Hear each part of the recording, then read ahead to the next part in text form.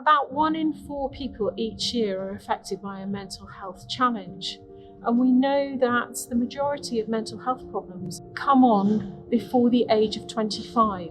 We know that for the past 10 years, levels of mental well-being problems have been rising, but in the past year with the pandemic, this problem has been amplified. We all know that mental health is a massively important issue generally, but autistic people are several times more likely to have difficulties with their mental health. What can we understand about student mental health? And how can this knowledge help us improve student well-being and their university experience? My research aims to address ways in which we can help autistic people improve their mental health by identifying targets that are particular areas of difficulty and therefore how we can intervene around those areas. The consent to contact policy involves all of the students who register to study at the University of Bristol naming and nominating emergency contact who the university can engage if they are concerned about their mental health or well-being. The Science of Happiness is a course which explains what the concept of happiness is and what you can do to improve it. In the first year of the course, we had 250 students take it for credit. This year, it's now 650, and all intentions and purposes, it looks like it'll be even more successful next year. So the objective of the Consent to Contact project is to understand how, as a university, we support students who are experiencing the most serious mental health difficulties, but specifically how we go about involving, communicating with and engaging the families, particularly the parents of those students. I think one of the really unique things about the course is the involvement of the students, both in attendance and inception. And because it's an educational course, it destigmatizes this issue and makes it much more accessible to everyone.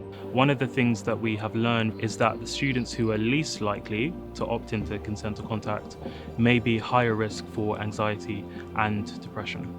I have suffered with depression for years and years.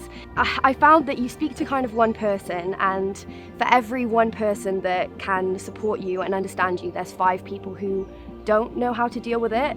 I think because of my experience, when I kind of got back on track, I wanted to be able to change the system and make it better to support students that were like me. And then when I got the role, it kind of opened my eyes to see that there's so many other issues as well with students with disabilities.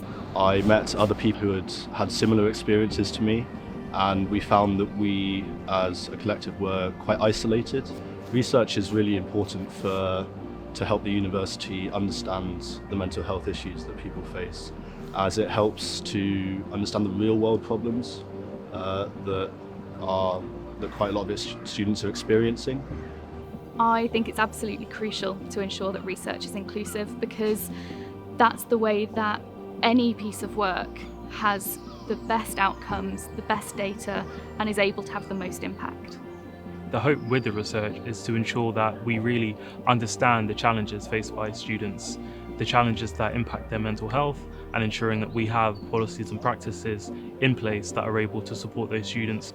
Ultimately, I'm hoping that this project will put autistic students in a position where they know that if they come to university, particularly the University of Bristol, they will be learning and living in an environment that understands them, understands their needs, and is able and capable and practiced in supporting them to do the best they can and to enjoy their time at university. Longer term, really, we want to share the learnings that we're generating and make sure that colleagues across the sector can learn from what we're doing at the University of Bristol. We're absolutely committed to doing the very best we can for student mental health, both through our research, also through delivering the best possible services.